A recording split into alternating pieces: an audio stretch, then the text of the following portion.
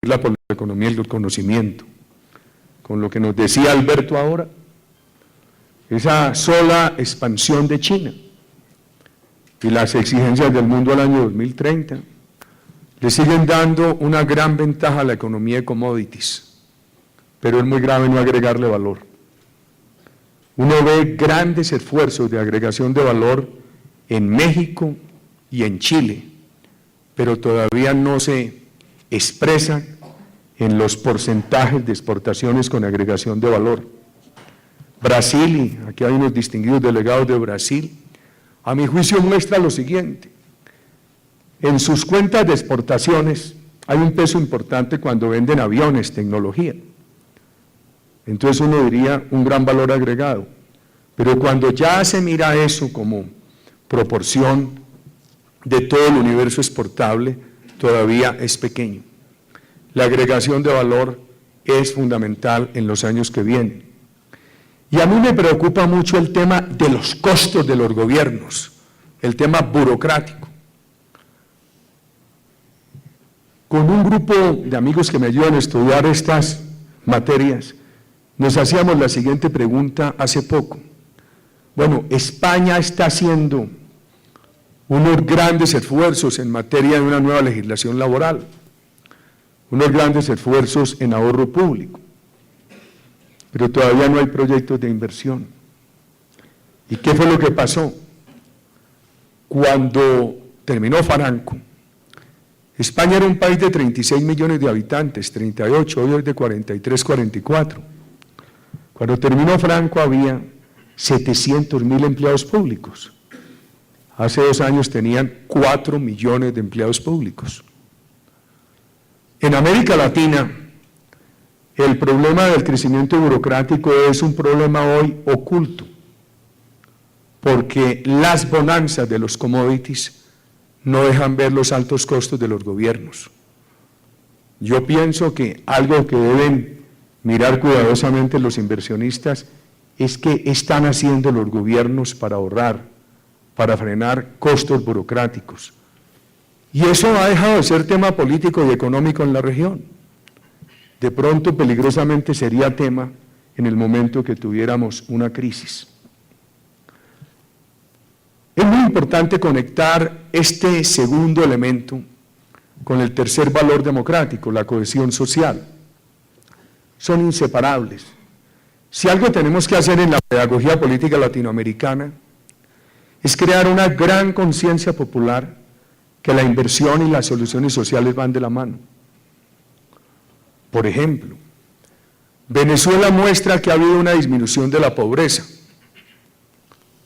Las políticas de misiones han producido buenos resultados. Mi pregunta ¿es eso sostenible en el largo plazo? Castro decía en los años 80 que la región necesitaba un socialismo con petróleo, y lo encontraron en Venezuela. Pero cuando uno ve los resultados de la economía de Venezuela, crecimiento de costos del Estado, la pérdida de capacidad adquisitiva, hoy un venezolano al comprar un producto que hace 10 años, hace 13 años le costaba un bolívar, hoy tiene que pagar 160 por el mismo producto.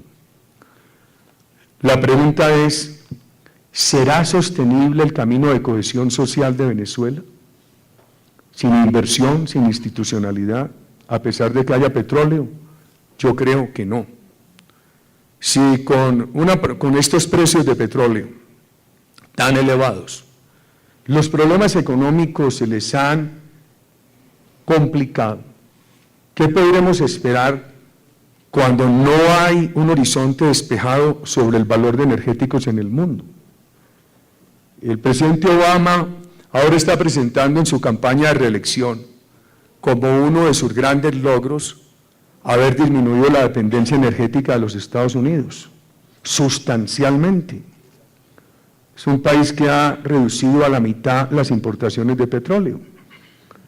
Entonces, yo creo que, por ejemplo, logros sociales como las misiones de Venezuela no son sostenibles por falta de inversión. Y a su vez,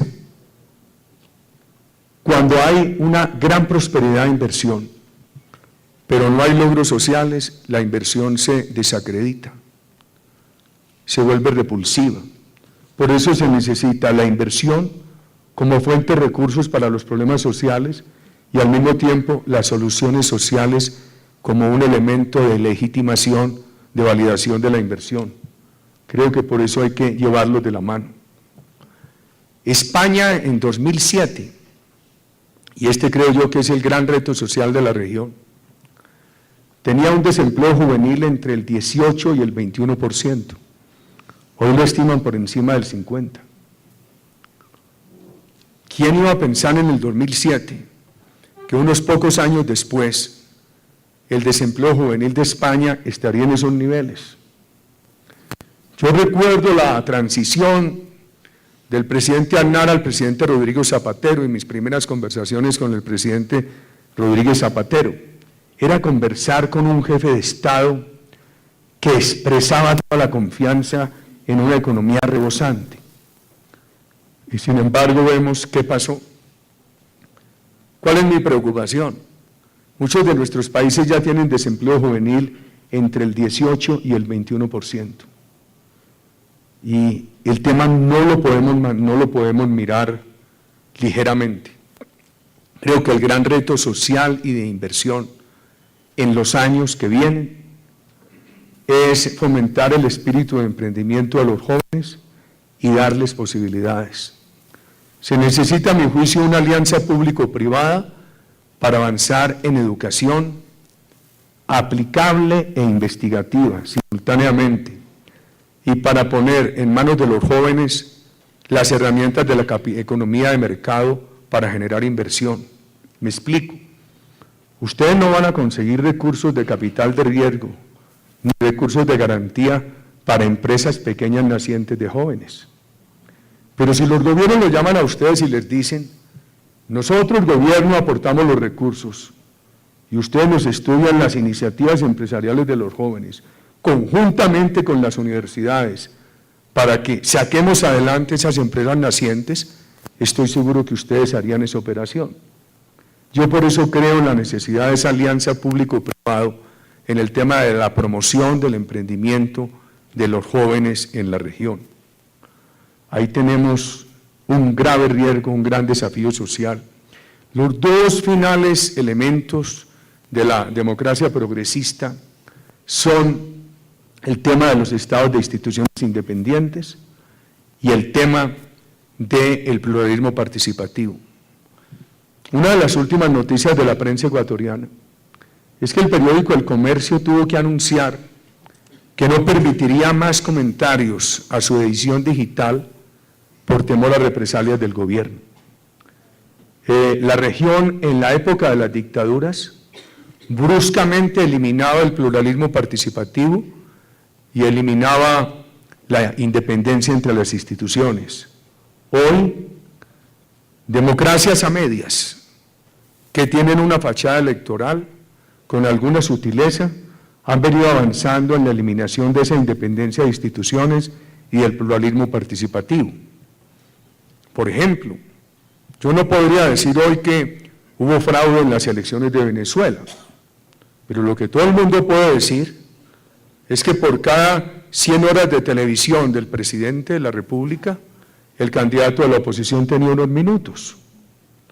Lo que todo el mundo puede saber es que no hay independencia entre el órgano electoral y el ejecutivo. Y todo eso va en detrimento de la institucionalidad democrática. Unos comentarios sobre algunos de los países.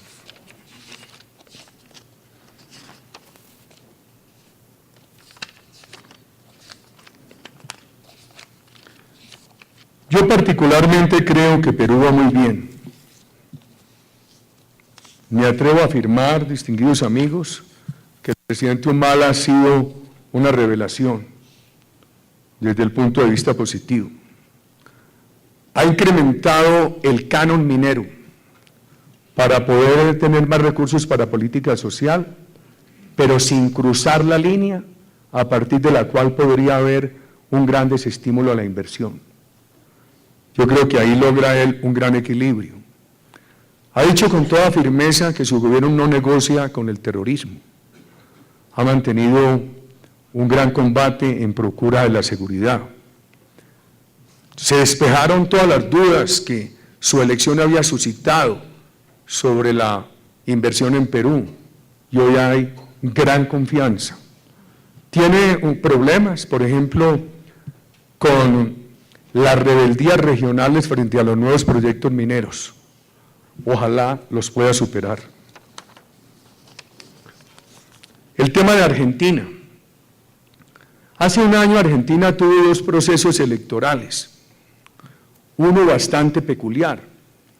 El presidente Néstor Kirchner aprobó una reforma constitucional que obliga a que todos aquellos que quieren ser candidatos a la presidencia se tengan que someter a una elección primaria. ¿Pero cuál primaria? Una elección donde compiten todos. En ese momento los pronósticos decían que la señora Kirchner debía ganar esa elección primaria con un 35% de los votos, ganó por más. Que el candidato más adelante de la oposición debía tener un 25%, tuvo menos. Y después cuando ya vino la elección de verdad, la presidenta sacó más del 50% y el segundo el 14%. En ese momento todo el mundo estaba tranquilo en Argentina. Inclusive hasta hace unos meses cuando se tomó la decisión de yacimientos petrolíferos fiscales, de expropiar las acciones de Repsol, yo veía una gran preocupación en la comunidad internacional y una gran tranquilidad en Argentina. Decían, todo el mundo por fuera preocupado y los argentinos tranquilos. Y en un debate en la Universidad de Columbia le pregunté a una delegación argentina, ¿y ustedes por qué tan tranquilos? No, eso pasa en nuestro país. Menem lo privatizó todo y esta señora lo que tenía que hacer era recuperar presencia estatal en un negocio estratégico como es el petróleo. Y el otro lo que dijo, bueno, lo pudo hacer mejor, pudo haber llamado a Repsol a negociar y no expropiarla, pero todo el mundo estaba tranquilo. En los últimos meses he visto que ha surgido una turbulencia. Y lo que era una luna de miel prolongada de hace un año, hoy está dando señales críticas sobre la estabilidad política de Argentina. Las medidas que han tomado en materia de control de cambios, en materia de sustituir los acuerdos de Mercosur con la comunidad andina, etcétera, por un comercio internacional dirigido, crea enormes problemas, para no hablar de lo que ha pasado con los servicios públicos, con el manejo de las reservas de pensiones, etcétera, que genera enorme desconfianza. Venezuela, habría mucho tema que hablar, no hablaría de la estatua de Alberto. Yo tengo dos preocupaciones sobre Brasil. Yo creo que nosotros dimos el buen paso, Alberto, usted que es tan aficionado a los acuerdos de comercio, de haber hecho con América del Sur varios acuerdos antes de hacer el acuerdo con Estados Unidos.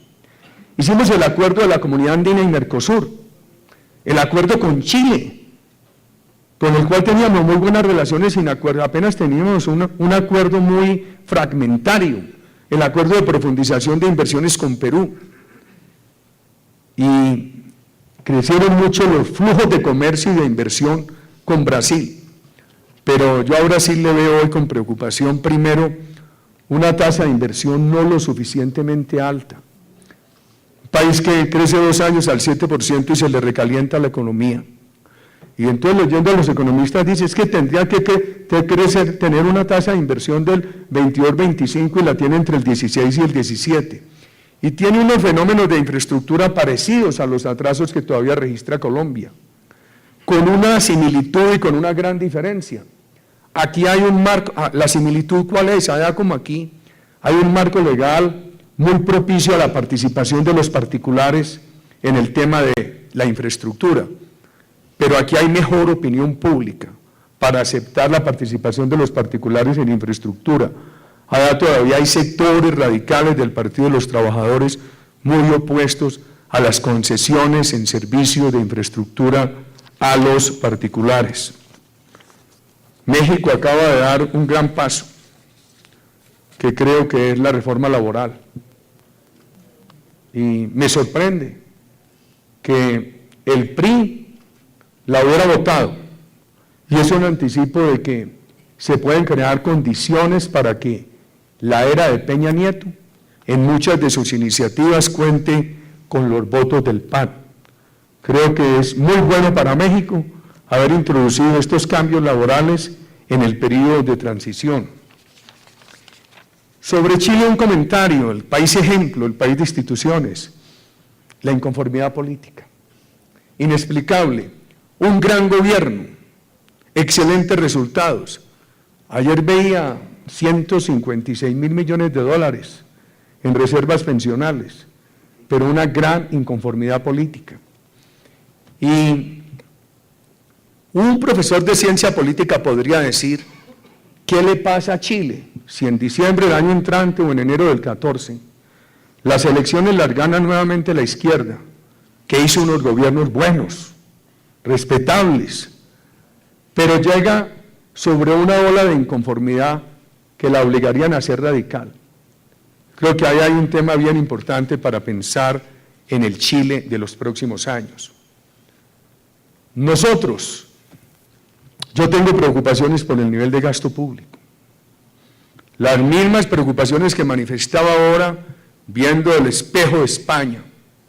Para toda América Latina las tengo para Colombia. Y por el tema de la seguridad.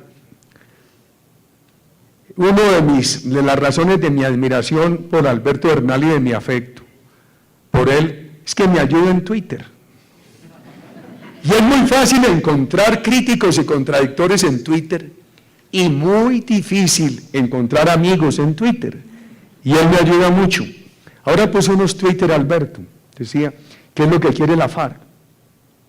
Entonces quiere echar de aquí a los Ardila, a los Santo Domingo, a los Sarmiento, a los que generan empleo, dejarnos como Venezuela sin inversión, y simultáneamente va y le pone bombas a los pequeños negocios y los extorsiona.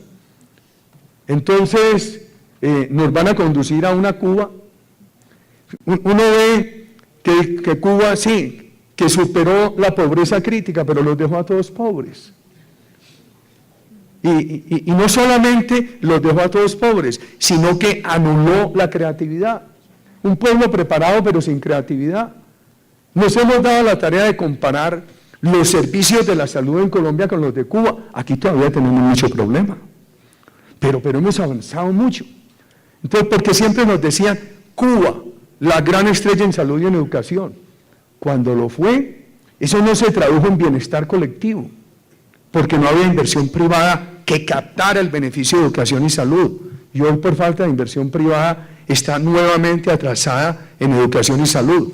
Hay una salud pública preventiva, superficial, pero por ejemplo en atención a los grandes riesgos, hoy Colombia la supera, increíble. Hay que mirar la realidad, porque cuando uno lo dice en el discurso, es difícil que el interlocutor lo asimile. Yo veo con preocupación este tema. Por ejemplo, pensando en las nuevas generaciones, muy importante dejarle a las nuevas generaciones la paz, pero una paz con impunidad. Es dejarles una incertidumbre, porque la paz con impunidad es una paz que estimula la reproducción de violencia. Y me preocupa mucho este cuestionamiento al modelo de la institucionalidad colombiana. Si el costo de la paz es crear las condiciones políticas para que aquí instauren un modelo castrochavista, a riesgo de que le digan a uno enemigos de la paz, yo no podría, apreciados amigos, aprobar eso. Cuando uno escucha lo que siguen pensando estos señores, uno se tiene que preocupar. Yo pararía aquí. Nosotros para inversión que hicimos, Alberto, seguridad, pero no solamente la física, sino la jurídica.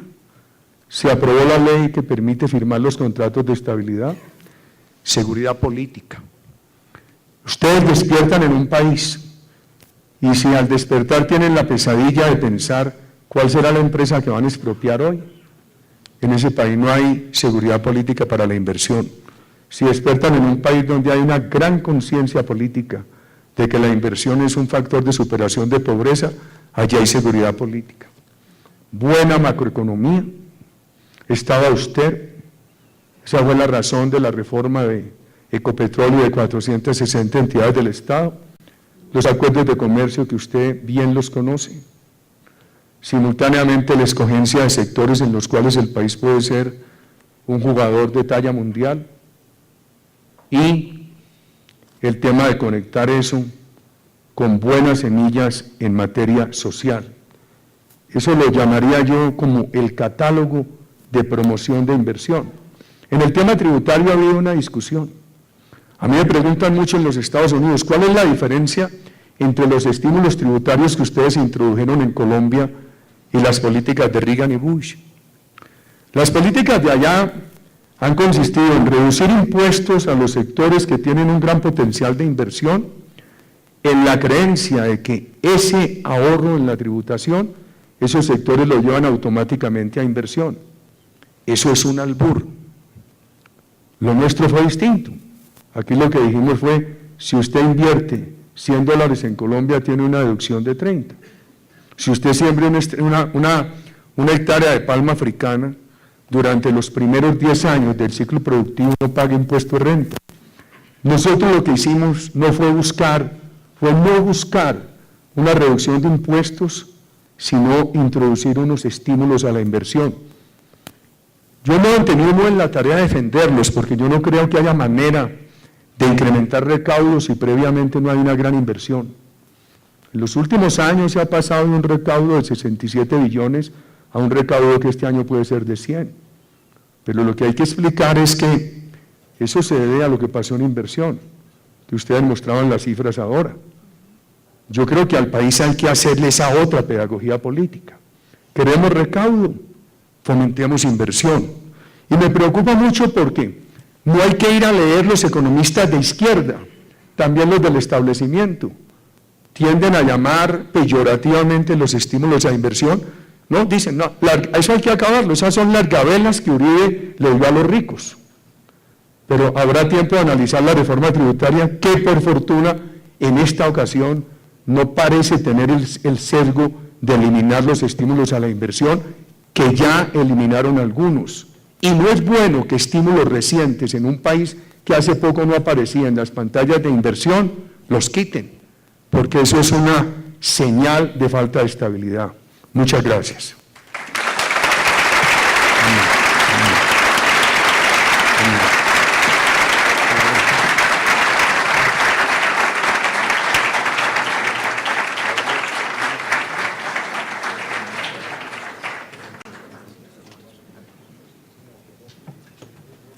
Muchísimas gracias, señor presidente. Ahora vamos a tomar unas preguntas de la audiencia para el señor presidente. Por favor, adelante, por favor.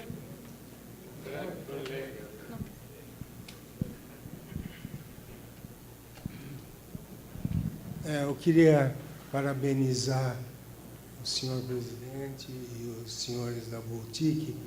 Apenas quando o presidente falou sobre os países sul-americanos rapidamente, eu queria ressaltar que quando ele mencionou Peru, Chile, Argentina, quando falou sobre o Brasil, e talvez o Brasil passou nos últimas semanas por um evento histórico.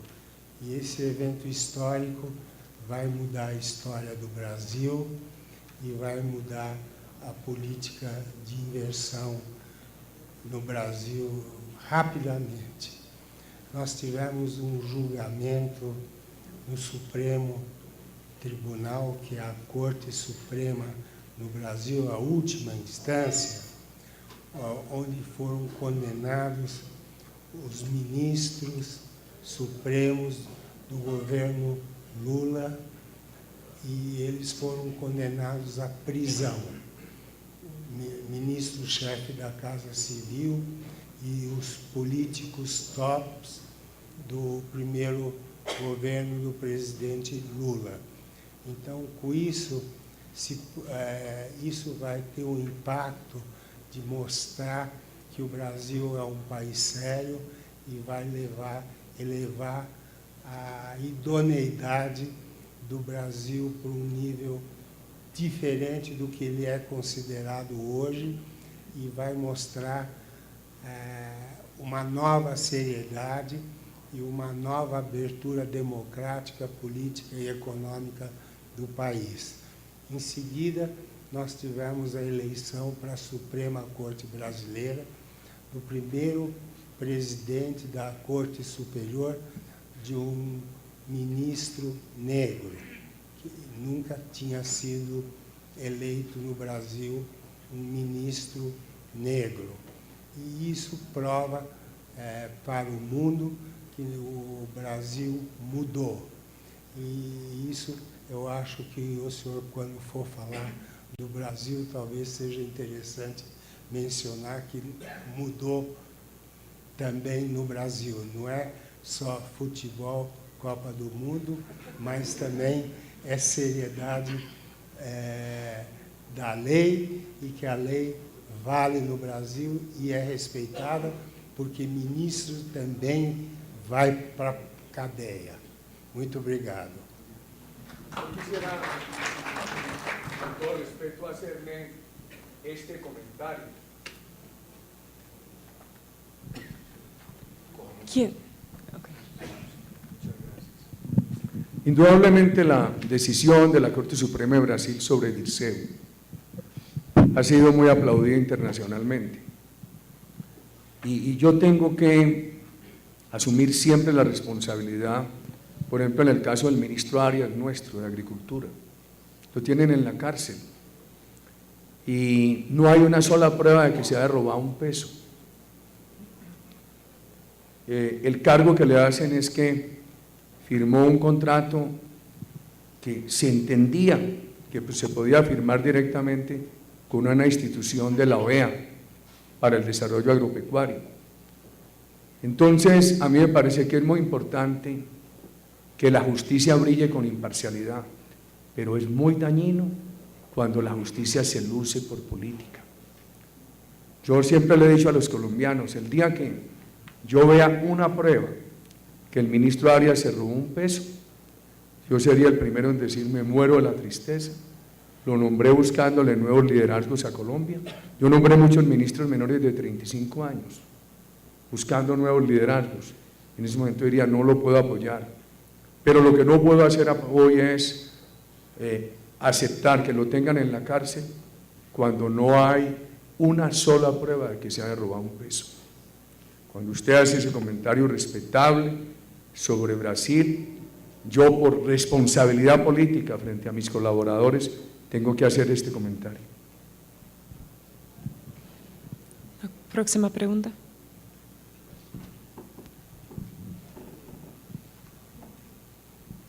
Próxima pregunta. Muy interesante discurso, gracias presentación. Al final mencionó usted una tensión muy complicada en una negociación de paz.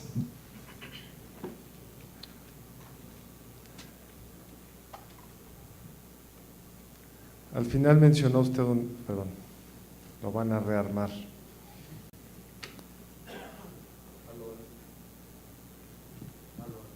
¿Sí? Al final mencionó usted que en una negociación de paz, de alguna forma hay que conciliar la necesidad de paz con el tema de la impunidad. Ahora bien, con los que están negociando sabemos que son criminales. Y sin embargo, si el proceso de negociación es meterlos a la cárcel, pues tampoco puede funcionar. ¿Cómo manejas esa tensión? ¿Hasta dónde puedes ir en un proceso de negociación con quienes han hecho actos criminales sin subvertir el Estado de Derecho y las expectativas futuras de otros actores que podrían comportarse de esa manera? ¿Cómo resolver esa tensión? En 2002, la FARC tenía aproximadamente 30.000 integrantes, 18 o 20.000 en armas en cuadrillas, los otros milicias. Las mismas fuentes de inteligencia militar aseveran que en 2010, cuando terminó nuestro gobierno, se había reducido de 30.000 a 6.800. Hoy tiene entre 8 y 9.000, de acuerdo con las mismas fuentes. Si la seguridad quiere ser un camino a la paz, tiene que obligar al criminal, para que el criminal acepte una negociación en el equilibrio entre la paz y la justicia. Mi primera preocupación es que en estos 2 años, en lugar de haber seguido con el esquema de debilitamiento de la FARC, se le ha permitido en alguna forma recobrar algún nivel de fuerza criminal. Eso me preocupa mucho. Segundo, me preocupa el marco de impunidad que se le ofrece. Me explico. Si usted en aras de la paz les dice, no van a tener sentencias de 40 años, sino de 5 u 8, inclusive si les ofrece libertades condicionales, yo no me opongo desde que haya condena. A lo que me opongo es que no haya condena. Si a mí me dicen que en aras de la paz hay que permitirle a alguno que estuvo en rebeldía, en sedición o en asonada, el puro delito político, que sea elegible, ese es un costo para la paz, yo no me pondría a oponer. Pero si a mí me dicen, como lo han aprobado aquí recientemente, que se le va a permitir la elegibilidad política al narcotraficante, al secuestrador, a aquel que ha estado en curso en graves violaciones al derecho internacional humanitario, yo no lo puedo aceptar. Este es un pacto. Cuando yo veo los procesos de paz de América Central, esas guerrillas no eran narcotraficantes. Y en esas democracias había todavía mucho rezago dictatorial. Había que negociar en materia de institucionalidad política. Este país tiene una democracia muy avanzada y muy respetable. Mi pregunta es, ¿por qué hay que negociar con un grupo que ha sido narcotraficante temas de la institucionalidad? Por ejemplo, o la agenda rural, o la inversión, o los derechos de la oposición. Este país tuvo, me da pena hablar tanto del gobierno nuestro, en ese gobierno tuvo 2 elecciones a la presidencia, 2 elecciones de Congreso, 2 elecciones regionales y un referendo, y la oposición radical gozó de efectivas garantías. Hay que distinguir entre la oposición política y el terrorismo, porque hay que negociar con el terrorismo los derechos de la oposición política. Usted es de México. Yo no entiendo que este país haya sido asesor de México en la política contra el narcotráfico. Nosotros le entregamos al presidente Calderón la ley de extinción de dominio, le capacitamos 11.000 policías, trabajamos en muchos instrumentos con él. Y hoy nos vea con esa permisividad en materia temática, negociando con la FARC, que es el principal cartel de drogas del mundo. A mí me preocupa eso. Y pensaba ahora, después de que me contaron ese discurso de la FARC hoy, que es un discurso de modelo castrochavista. El chavismo es el castrismo 50 años después. Nada más ni nada menos. Decía yo, ¿eso es lo que queremos? ¿Esas son las condiciones políticas que vamos a crear aquí para que nos impongan eso? ¿Por qué? Entonces dije yo, si yo fuera inversionista en Colombia y oigo ese discurso, de pronto digo, suspendo las inversiones. A mí me parece grave para el país, pero también pensaba, ¿qué hacer? Ojalá el gobierno resolviera eso muy fácil con estos individuos, rápidamente. Y yo creo que también se necesita, Alberto, desde el punto de vista de los sectores inversionistas, expresarse. Y expresarse permanentemente y decir, nosotros seguimos invirtiendo en Colombia, pero alto aquí, no vamos a dejar que nos impongan este sistema. Cuidado. El empresariado venezolano en un alto porcentaje votó por Chávez. Y el presidente Kennedy nos dijo algo que no se suele recordar mucho entre lo que él dijo. Kennedy de pronto era mejor filósofo que presidente. Dijo, en la Guerra Fría, quien pretende cabalgar en las ancas de un tigre, termina en sus fauces. El castrismo fue ayudado por lo que podríamos llamar unos sectores de la burguesía intelectual de Cuba. Aquello que Sarkozy llamaba el socialismo de caviar es muy peligroso. Y en nuestras democracias sí que crea peligro. Yo tengo preocupaciones muy sentidas y las tengo que expresar. Algunos dicen, no, es que no se puede llegar al aniquilamiento militar. Nadie pretende eso. Pero es que tampoco se puede llegar a esta impunidad. Lo nuestro, por ejemplo, no era aniquilamiento militar. Lo nuestro tenía 3 elementos: seguridad con toda la determinación, reinserción generosa, sin impunidad. Se desmovilizaron en ese gobierno 18.000 guerrilleros, más 35.000 paramilitares. Con aquellos que cumplieron hubo reinserción generosa sin impunidad. Con los que no cumplieron están en la cárcel o extraditados en los Estados Unidos. Y se avanzaba simultáneamente con una política social que evitaba que los jóvenes fueran atraídos por el terrorismo para ser reclutados por el terrorismo. Entonces yo creo que hay caminos como ese que yo llamo de la desarticulación del terrorismo. Porque hace poco leí en un periódico español, ¿no? Es que se ha pasado de el radicalismo militar de Uribe al diálogo conveniente del actual gobierno. Qué simplificación tan peligrosa.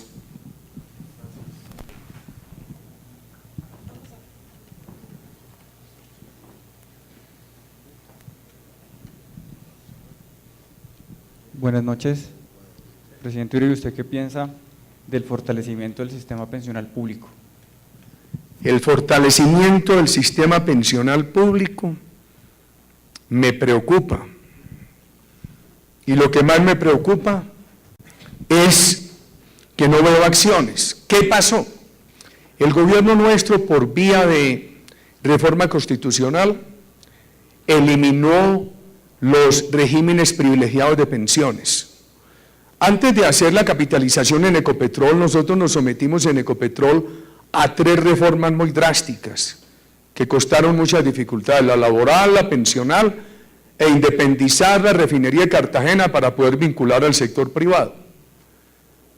Después vino la reforma constitucional de eliminación de regímenes privilegiados de pensiones, pero las sentencias llevaron a extender los periodos de transición.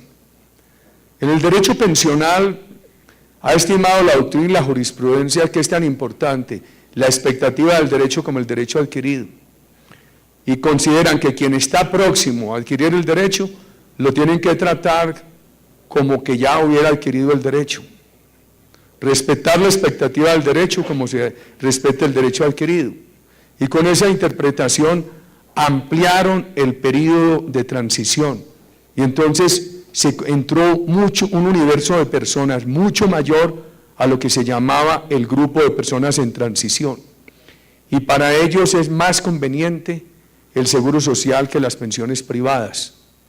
Mientras no se agote ese grupo, vamos a seguir viviendo este problema. Tendría que haber una ley o una reforma constitucional que, a pesar de esa jurisprudencia, definiera, limitara lo que se llama el universo de transición, que es el que hoy está fortaleciendo el sistema público. Entonces, ¿qué muestra eso? ¿Cuál es el efecto? Hay un poquito más de cotización para el sistema público. Entonces, el presupuesto nacional de Colombia desde 2003 le ha tenido que hacer transferencias al sistema público de pensiones. Yo calculaba que para el año entrante la transferencia al Seguro Social podría ser de 11 billones. Le voy a decir al ministro de Hacienda que va a ser de 9. ¿Por qué menos?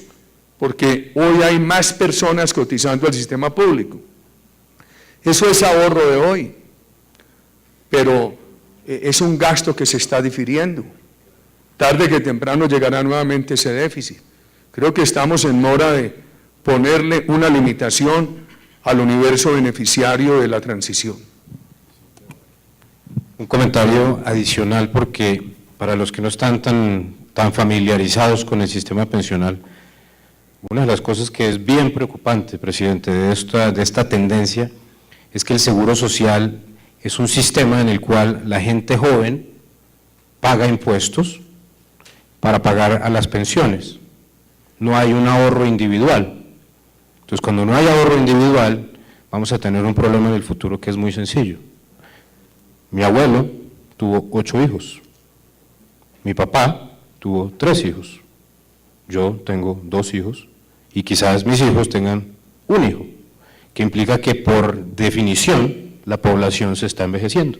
Entonces el sistema en el cual usted paga, los jóvenes pagan para que los viejos tengan una pensión, va a explotar en algún momento. Y por eso es que es tan importante que el gobierno avance en estas situaciones para volver el sistema totalmente, así sea un sistema público, que haya cuentas individuales para las personas que cotizan en el sector público. Juan Luis Londoño, una de las muertes que yo más lamento en Colombia es la de Juan Luis Londoño, por su preparación, por su liderazgo.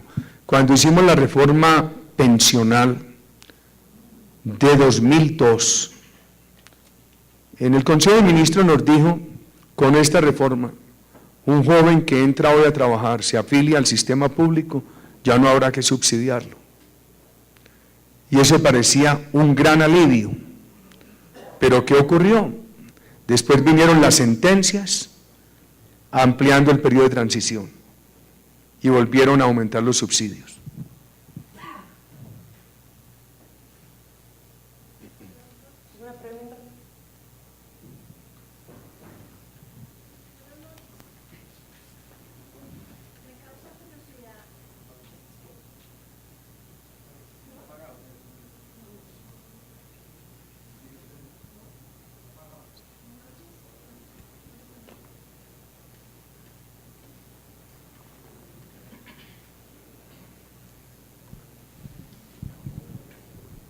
¿No? Buenas noches.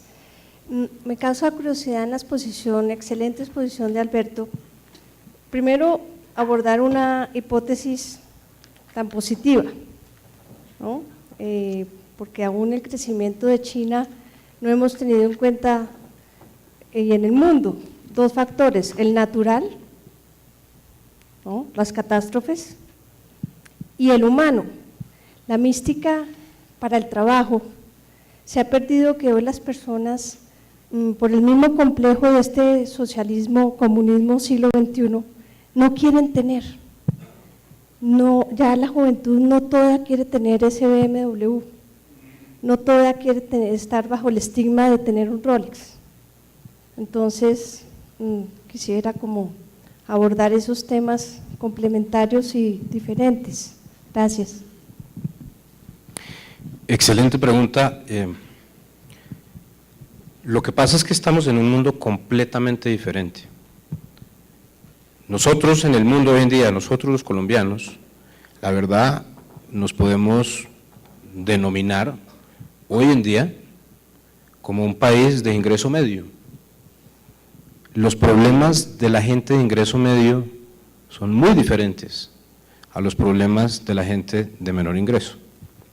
Porque nosotros en gran proporción de la población, pues ya hay, aunque sea una capacidad de subsistencia, hay un techo, hay alimento, hay colegio, o sea, el 100% de los niños colombianos van hoy en día a primaria, creo que el 90% van a secundaria, y pues hay una población importante que ya está yendo a la universidad.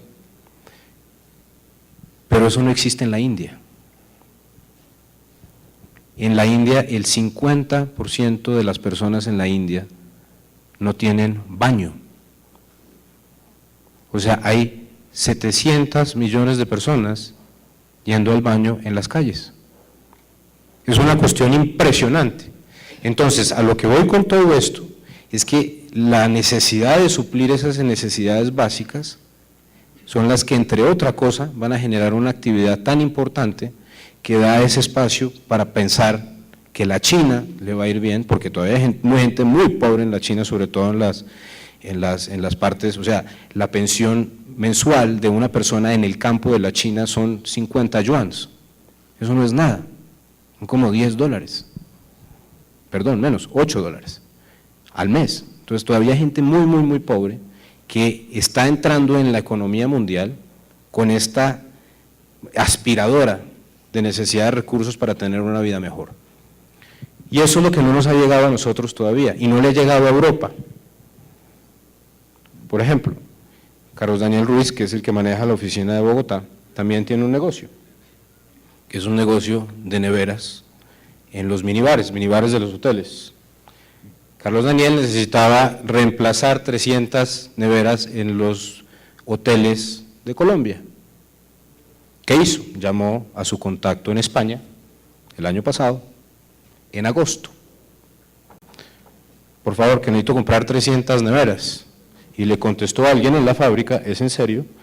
Diciendo, joven, le toca llamar en septiembre porque aquí no hay nadie.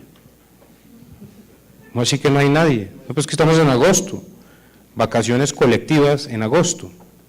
Entonces no estaba el gerente de ventas, no estaban los trabajadores, ok, pues si no puedo comprar las neveras acá, hago otra llamada a Shanghai, donde me contestan a las 3 de la mañana, no importa, y puedo comprar las 300 neveras.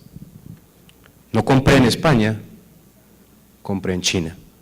Y eso es muy desafortunado, porque uno mira, por ejemplo, yo entiendo cuando la gente escribe las columnas de opinión, cómo es posible, estos neoliberales acabaron con España, las políticas de ajuste, las políticas, etcétera, etcétera, todo lo entiendo perfectamente bien, pero hay algo que simplemente no puede cambiar en este mundo.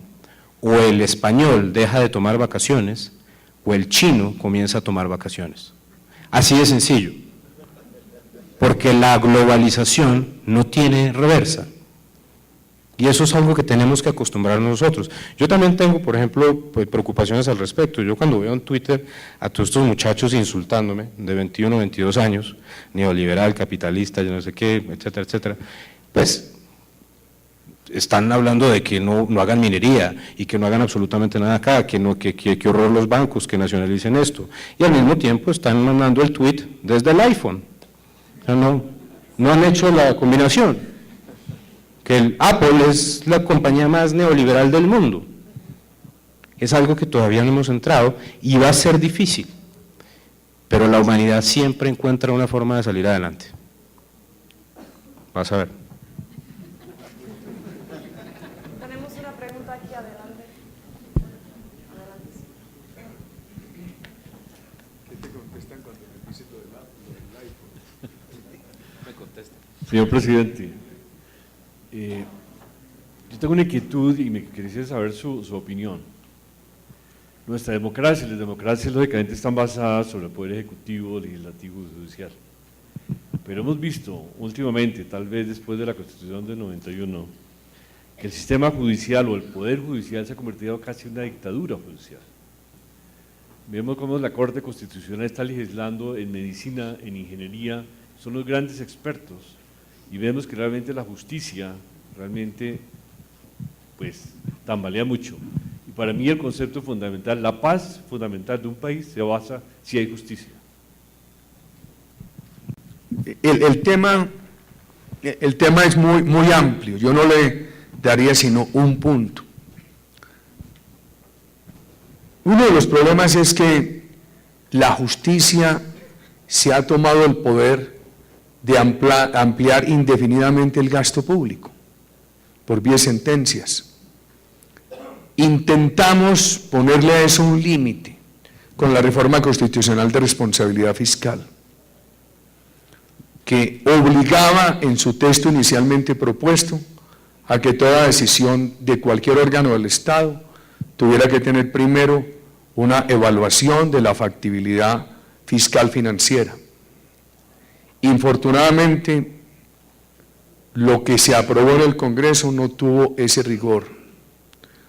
Yo creo que el país sigue en mora en esta materia, de ser mucho más estricto en la norma constitucional de responsabilidad fiscal.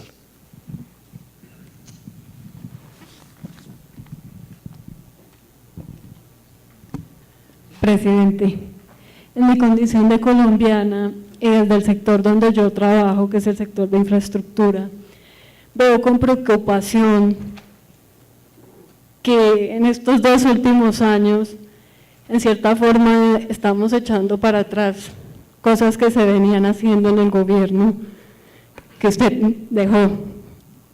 Pero veo también que no vemos propuestas nuevas para dentro de 2 años saber qué va a pasar con el gobierno. Me gustaría saber usted qué ha pensado al respecto. Yo he pensado impulsar colombianos muy capaces y bregar a ayudarles a conseguir boticos. En eso estamos. Yo tengo una preocupación. Empiezo por las cosas buenas. Alberto Bernal lo llena uno de optimismo. Ya lo decía, pero vale la pena repetirlo. Este país tiene un buen marco jurídico para la participación del capital privado en la infraestructura pública. Este país tiene una opinión pública no adversa. Eso es muy importante. La opinión pública lo recibe bien. Si no hubiéramos adjudicado la concesión del Dorado, no lo estaríamos estrenando en el segundo edificio. Y hubo que concesionarlo con todas las dificultades. Una de las oposiciones que teníamos para esa concesión es ¿cómo lo van a concesionar si el Dorado es el que produce para sostener los otros aeropuertos del país? Si no, no lo habríamos hecho. Entonces yo veo eso positivo. Veo positivo que la ingeniería colombiana se ha fortalecido mucho. Nosotros la encontramos quebrada. Veo positivo que se superaron los pleitos de las concesiones de primera generación. Veo positivo que está llegando inversión extranjera a infraestructura. Veo un gran avance del país en puertos. Está avanzando en aeropuertos, falta mucho en carreteras. Ojalá pudiéramos tener un gran despegue en la red ferroviaria. Hay una gran discusión que a mí sí me causa mucha preocupación, es en qué momento se debe empezar la ejecución del contrato. Si se necesita llegar a una fase 3 de estudios o se puede empezar antes. El gobierno nuestro adjudicó concesiones sin llegar a la fase 3. Se nos criticó mucho. Yo creo que estábamos en lo correcto. Porque le pregunto a los ingenieros, a ver, en este trópico y en esta topografía, a pesar de las nuevas tecnologías, ¿es posible hacer los estudios de fase 3 de tal manera que en la hora de la ejecución se ejecute la obra como lo dice el plano, sin hacerle ajustes? Y me contestan no. Yo creo que hay que apresurar la ejecución de la obra y sobre la marcha hacer los ajustes de diseño. Y creo que esa idea que hay ahora de que no se puede sacar la obra a licitación hasta tener agotado el diseño de detalle, nos puede inicialmente frenar mucho la ejecución de obras, después traer mucho reclamo y sobrecosto.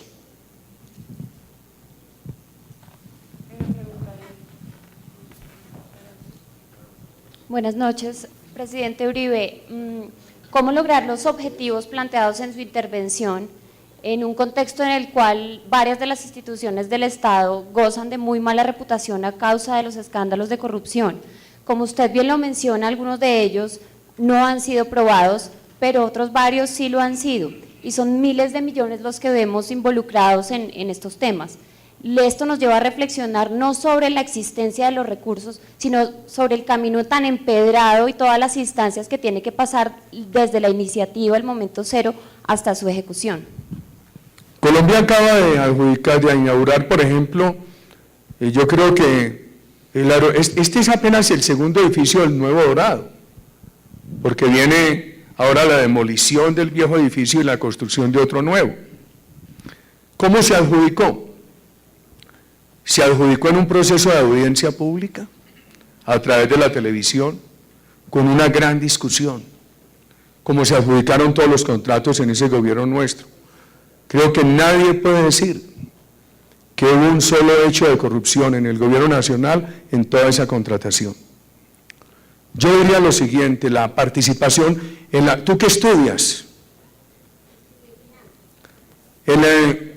Seguramente los familiarizaron mucho con el derecho.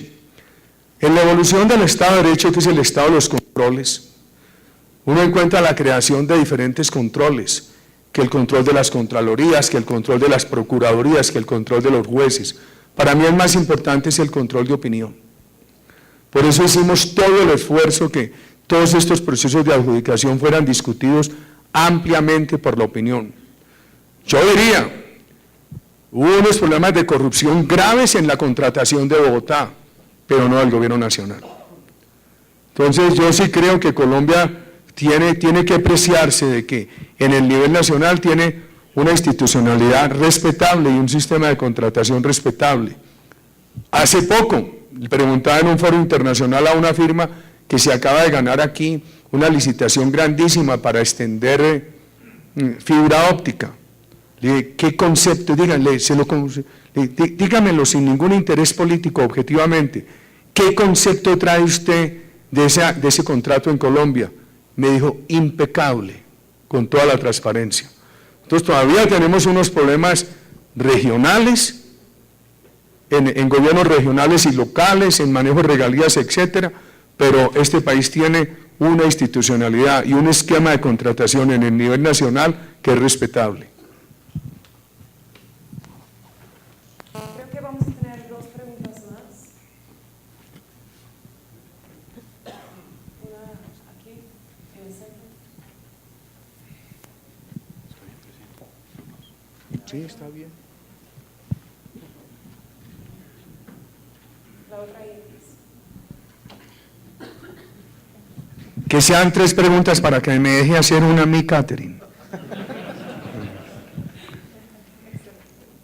Presidente, usted habló de un tema muy importante como es el tema de las futuras generaciones, haciendo referencia al fomento del emprendimiento juvenil a través de una alianza público-privada. ¿Usted considera que en este momento ya hay desarrollos al respecto o estamos todavía muy atrás en estos procesos? Hay avances en microcrédito, en fondos de garantías, pero no en recursos de capital de riesgo.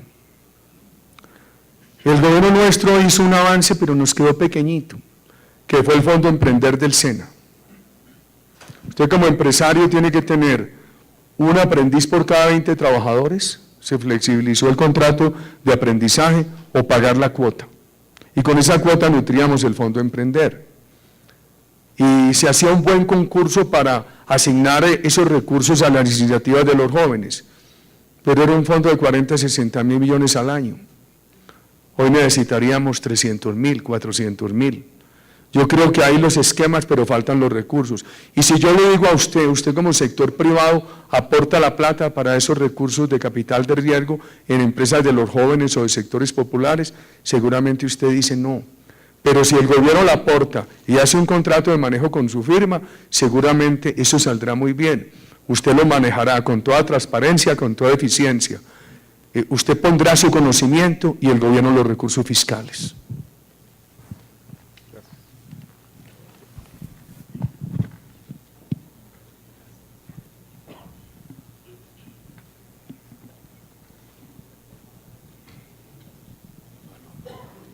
Presidente, yo quería preguntarle, ¿usted cómo ve el asunto de la paz? Porque ese es un proceso que ya se inició y debilita la legitimidad del Estado colombiano, en el sentido de que los colombianos hoy en día pues piensan, si le van a perdonar a las FARC que han sido narcoterroristas, pues ¿por qué me van a poner a mí una multa de tránsito? ¿Por qué me van a mí a sancionar por un robo pequeño? En fin, se debilita la legitimidad a la hora de la imposición de la ley. Y ese es un hecho que se está viendo y que cada vez más se incentiva a través de las protestas sociales que el gobierno desatiende y que van cogiendo cada vez visos de revuelta y de protesta social que se van saliendo de control. ¿Usted cómo ve ese proceso independientemente del resultado que generen estos diálogos y si va a existir la posibilidad de que este país vuelva a encaminarse independientemente del resultado o de que se firme o no un proceso con las FARC? A mí me parece que los países tienen que tener caminos de certeza, y esto crea incertidumbre.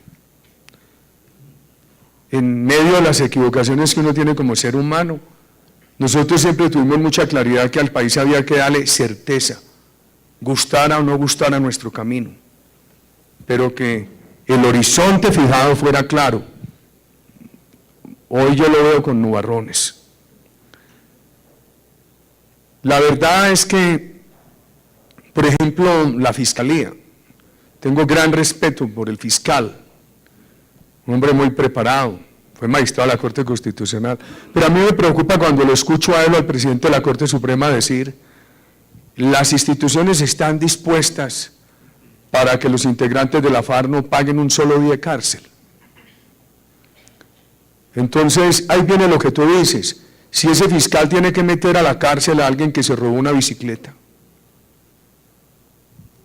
¿cómo queda ese equilibrio? El mismo fiscal que tiene que acusar y pedir medida de aseguramiento para el ladrón de bicicleta es el que le está ofreciendo 0 cárcel al narcoterrorista. Yo tengo mi discrepancia. Yo pienso mucho el tema como papá y como abuelo. Dice uno, ¿qué van a vivir las nuevas generaciones? Entonces, discuto con otros papás y con otras mamás, muy bueno dejarle ya esto en paz a los que vienen.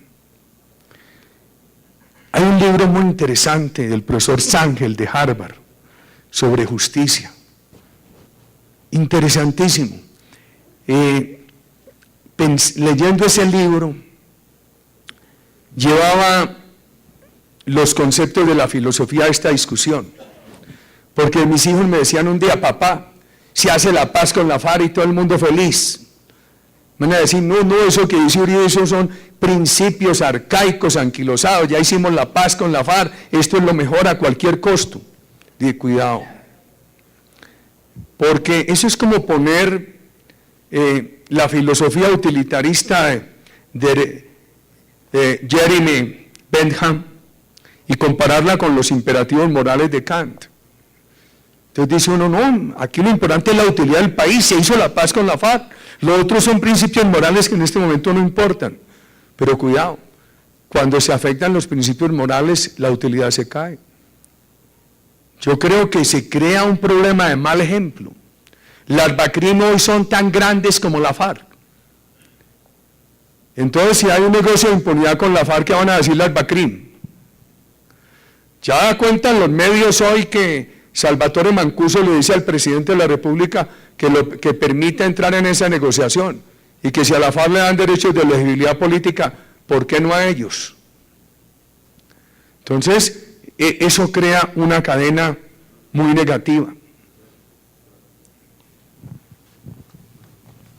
Perdón, presidente, ¿cómo se llama el libro? Justicia, del profesor Sángel de la Universidad de Harvard. La idea se pregunta, y en uno de los subtítulos, si la memoria no me falla, dice: ¿estamos haciendo lo que debemos hacer? La pregunta mía es esta: levanten la mano quienes aquí en este salón tienen menos de 40 años, 40 o menos. De los que han levantado la mano, que son muchos, ¿quiénes estudiaron en Colombia? ¿Quiénes fueron al extranjero? ¿Quiénes trabajan en Colombia? Cuidado, muchachos, si este país deja caer la tasa de inversión, esas oportunidades que ustedes han ganado en los últimos años se pueden perder, y detrás de ustedes vienen muchos. Este país ya tiene 1.800.000 estudiantes universitarios, y yo no creo que estén aspirando al, ¿cómo se llama el carro ese? No, si a mí me preguntan por caballos, de pronto respondo, por carros no. Si el muchachos no están aspirando al 325, pero ¿tú dónde trabajas? El que me preguntó lo de pensiones. Tú trabajas en Porvenir, y la niña que está a tu lado, cuiden eso, porque afloja este país los niveles de inversión y de pronto esos porvenires se nos marchitan. Por eso hay que ponerle mucho cuidado a la seguridad. Muchas gracias.